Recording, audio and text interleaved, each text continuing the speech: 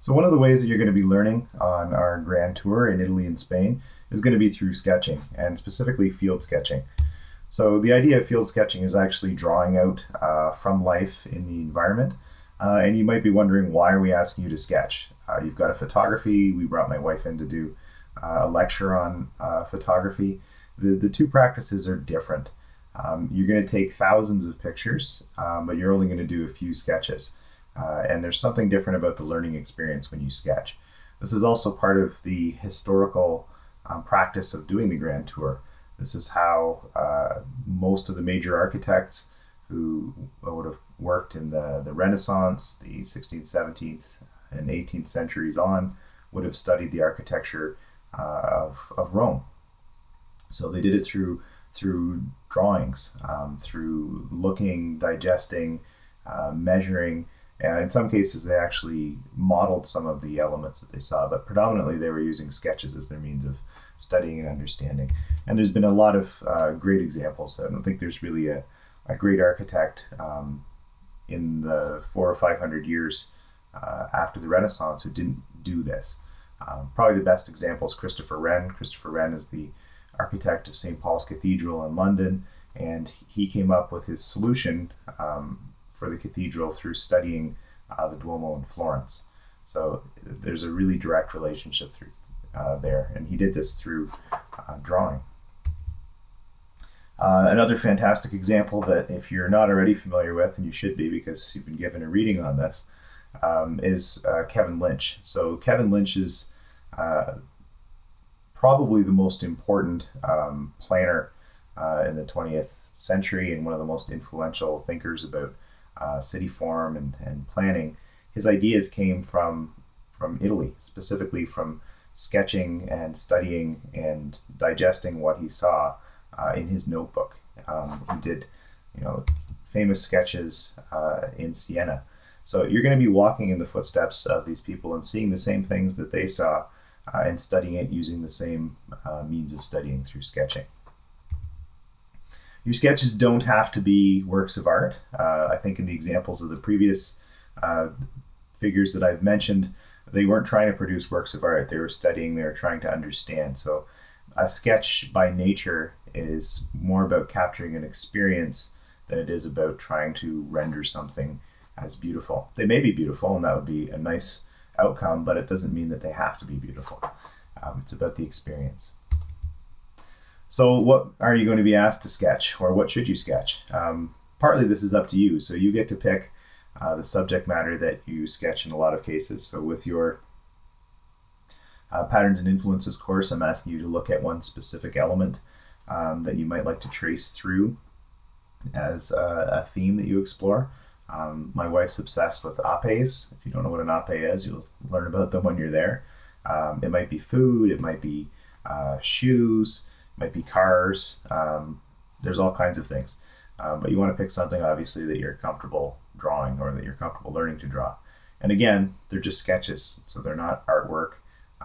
They'll probably be beautiful in the end, but the idea is that you're capturing your experience of study. We are going to learn watercolor, so as part of what you'll do with me, and I'm going to post a video with a watercolor demo that I recorded this summer in Elmo Curtis Gardens. And this is obviously a new medium for almost all of you, and I think that's great because you're all going to learn it at the same time, and you're all going to be it's going to be part of your journey, which I think is good. This would have been the traditional means that was used for field sketching. So most of the people who were out drawing in their sketchbook were also recording what they saw with watercolor. So this is a very traditional practice that you're becoming a part of. And you can see there's a lot of individual character in the way that people sketch. These are obviously done quickly. They're done on site, so there's a lot of variables that come into play when you're actually drawing on site. And that's part of the beauty of them, is that they are kind of expressive and loose and free and of the moment. So the scribbling, some of the exercises that you did with me last year when we were talking about drawing, or speed drawing exercises, you kind of have to get back into that frame of mind. You don't want to get caught up in trying to make artwork. Just capture the experience of what you see. Really, this is your vision and your experience that you're going to be describing. So we've been doing this for a few years now. In the example I've got here, these are students sketching at Santa Caterina del Sasso in Verbania. I was surprised at how quickly this group took to the idea of sketching. This was the first year that we had them doing it. It's one of the pauses that you'll have. So I think that's part of what makes the sketching experience special, is it's one of the times where you actually stop and soak things in. We do a lot of moving, we're walking a lot, you're taking a lot of pictures, and you're overwhelmed with the things that you see. The times where we sketch, you actually stop and study. And I think there'll be experiences you'll remember for the rest of your life. So the experience of doing this is what matters, more so than the product. These should be your sketches. They should be loose and scribbly and natural and sketchy in nature. They should represent the way that you draw. This is your experience. So it doesn't have to be an accurate depiction of the scene. It can be how you see it. You can edit out the things that you don't want to include. And it should be about your feeling and your experience of the place that you're seeing. So the main goal is that you look, study, digest, analyze what you're seeing. It's those kind of relationships that led Kevin Lynch to the ideas that he went on to write in his book, or that inspired Christopher Wren to do his architecture, or inspired the other great architects to do their work. Some Palladio, through studying what he saw in Rome, became one of the most influential architects in history. So maybe not setting that goal for you. It's entirely possible, but hopefully you'll learn through the experience of looking and digesting and figuring out how to translate that onto your page. They do also have to be quick. We don't have hours to spend doing this, so by nature these drawings are quick and sketchy. Work such as this. I mean, this is very loose. This is capturing a moment in time, but there's something kind of beautiful about the freedom of the marks. You'll remember these experiences, the times where you do stop and sketch, probably for the rest of your life. I've done it a few times now, and I can remember every sketch I did. I've got thousands of photographs. There's very few of those that I can say that I remember taking the photograph, but I remember doing the sketches because I stopped. This image here is a great example of that. This is Santa Caterina del Sasso.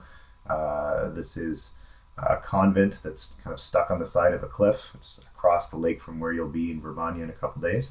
And we went over there to see the place, and they have a very small window that you're able to go and actually walk around because they have religious ceremonies they have to partake in. So we were doing a sketch. This is my version of what I was drawing. At the same time, the students in the previous image were doing their sketch. So I was trying to capture the view as I saw it. And I'll never forget the experience of doing this drawing because it didn't get finished. So this is kind of where it was left off at. I would have loved to have added color and worked on it more. I didn't complete the actual drawing part. But the part that I'll never forget is that the nuns kicked us out. So it was noon. They had to do their prayers. They didn't care that we were still drawing. It was time for us to go. So I debated, because I have the photograph, do I go back and do I finish the drawing, or do I leave it as it is? And I chose to leave it as it is because part of what I remember about the experience was the fact that we got kicked out. So that was one of those vivid moments that you'll never forget, and you'll have your own. It can be everyday stuff that you sketch. So this is London Covent Garden Market. I spent a lot of this summer sketching with my son as I tried to figure out some way to occupy an 11-year-old who thought he was too old to go to camp. So we went and we sketched in the market all the time. These are also experiences that I'll never forget. Who forgets, just going and drawing with their son all summer. So you're going to make memories as you do this. Your photographs, I'm sure, will be wonderful, but you're going to have thousands of them and you probably won't remember most of them, but I guarantee you'll remember all your sketches. Sam's throwing a little concentration tongue in there. When you're sketching, you have to remember you're in a public place, so try not to make too many goofy faces. What will you need to sketch? You need a pen that works on your sketchbook paper at the pace that suits the pace that you want to draw at. I know this sounds like a ridiculous thing, but I always feel like I need a fast pen. So I need one that's not going to drag too much on the paper. I need one that's going to make a mark that suits the expression that I want to have. So you're going to have to try a few different pens in the sketchbook that you get. In terms of what sketchbook you should get, you don't want a huge one. I think this is kind of a good size, kind of moleskin kind of size. In the past, some students have gotten bigger ones. I think if you get too big of a sketchbook, you get kind of intimidated because you've got too much area to deal with. So your sketches should be kept relatively small. I think 4x6, 6x8 inches, somewhere in that range. That's appropriate for the amount of time you have. The other thing I would strongly encourage is that you use your phone as a viewfinder. So one of the things that I've kind of learned from doing this is that you get interrupted. So the nuns might kick you out, or it might start to rain, or it's just time to move on, and you don't get to necessarily finish what you were doing. So one of the tools that I've used, I guess for the last year or so, has been to take my iPhone and compose my view with the viewfinder of the phone and take a picture. And then if I do get interrupted, I've got the picture as a reference. It's not that I want you to draw from your phone, because that's kind of missing the experience, but it does help to kind of frame things and figure out what you want to include in the drawing and what you don't. So it's a good way of kind of composing and editing things out. Previously, people used to use a piece of cardboard with a hole cut in it as a viewfinder, but your phone kind of serves dual purpose, because you'll be able to crop your scene and you'll have the image that you get interrupted. So use your phone as a viewfinder. That's, I think, a pretty important one. Have a sketchbook of a size that you're comfortable with. It's easy to carry. If you're not sure what you want to draw, do a couple thumbnail sketches. Just little quick, 2x3 inch sketches, just to figure out kind of what looks good on the page. Other general tips, and I'll go through these a bit more specifically, and I will do a demo for you as well. You want to start off by identifying the perspective. So where are the vanishing points in your scene? Where are the orthogonal lines that go to the vanishing point, and where's the horizon line? And that will help you frame things out. Then start drawing people. And I know that's probably the scariest thing to ask you to draw first, but people help to set up the scene. They give you a sense of space and scale. And I'm going to post a video that actually I found somebody else did on YouTube. That's a great little video for doing people both with pen and with watercolor. So I'll put that up for you, and you can try those as an exercise, because it'll help a lot. You also want to look for shadows. So when we're sketching kind of out in the field, light and shadow is going to do a lot to describe the scene. So where are the shadows, and describe those. And then again, if you run out of time, you can finish with your phone image, but try to draw from what you see, not from what's on the phone. So how do you start? Choose a view. So choose something that's interesting to draw. You may have a subject matter that you have to draw based on your Patterns and Influences course, or some feature in a garden, but try and pick something that's going to be interesting to draw, but perhaps not overwhelming. So you also want to look at the architecture, look for cues that are going to make your drawing easier to achieve. So if you've got kind of obvious lines that go to a vanishing point, that'll help you to identify the horizon line and to lay things out the way I've kind of shown in the photograph here. And this is an example from Lisbon, where I traveled to this summer. It's really easy in this scene, if I was going to draw this, to figure out where my vanishing point is. Those orthogonals kind of hit you over the head with the paving pattern and also with the architecture. So this would be a pretty easy one to set up, and then putting the people in is relatively simple after that. You don't have to draw realistic people. They can be kind of an evolved Billy Bob, as you'll see in the video. You just have to give some representation of the people that are there. It's your sketch, so I'm not going to judge you for your Billy Bobs. It'd be nice if Billy Bob went on a bit of a diet and was a little bit more representational, but that's up to you. So vanishing point, your eye level or horizon line, and some of the major orthogonal lines, and you're kind of ready to go with a sketch. This is an example of me just using the phone as a viewfinder. So I took the picture and composed my scene, and then I sketched out my quick scene and then did it in watercolor. So your sketches are going to be very individual, and sometimes if they're really loose and slightly distorted, that's great. I mean, that's how you saw the scene. There's no rules that say it has to be realistic. This is another one I did with my son Sam in the summer in Port Stanley. So it was kind of easy to see where the horizon line was, obviously, and the vanishing point and the orthogonals that go to it were pretty obvious. So in my sketchbook, I set up some quick lines that kind of gave me an indication of where everything was, and then I kind of mocked things up with pencil. Now you don't have to use pencil if you don't want to. It's completely up to you. You can just go ahead and draw right in pen. But if you want to do a preparatory sketch, that's fine as well. Just keep it a sketch and not an artwork. And then I started to do some watercolor. So this is, part of the process that we will learn when we're working together. And I'm going to put up a video that will kind of walk you through the process of doing watercolor sketch as well. You're free to use other media as well. I'm going to ask you to do some watercolor with me when we're there. It would be nice if you tried it before I got there, but if you want to use pencil crayon or markers or mix them all together, they're your sketches. And then I finished my drawing, so I've kind of captured the experience of that place. You notice that I added a boat. You don't have to be faithful to the scene. You can portray it as you see it. So unfortunately, the only way to do good sketches is to get kind of the bad ones out of your system. So you have to keep sketching. If I'm feeling real comfortable, I'll show you the really awful sketch that I did kind of to start things in the summer. And they kind of got better from there. But this is my sketchbook that I started in Lisbon, which hopefully I'm getting this in the camera. But I did a bunch of sketches in some of the gardens that were there. They weren't all winners. Some of them I like more than others. You might like sketching food. It's kind of fun. A selfie sketch. You've already seen that one. So you can see they're all kind of the same scale. There's the one I did with Sam in the Covent Garden Market. That's not such an awesome one that I did at Black Walnut Cafe. Another one out at the beach. Hide any pages. And then the watercolor one I did as a demo. I chose not to blackline that one. You don't have to do that. Another watercolor one. And the one that you just saw. And then one I actually did with students in about 10 minutes and used marker.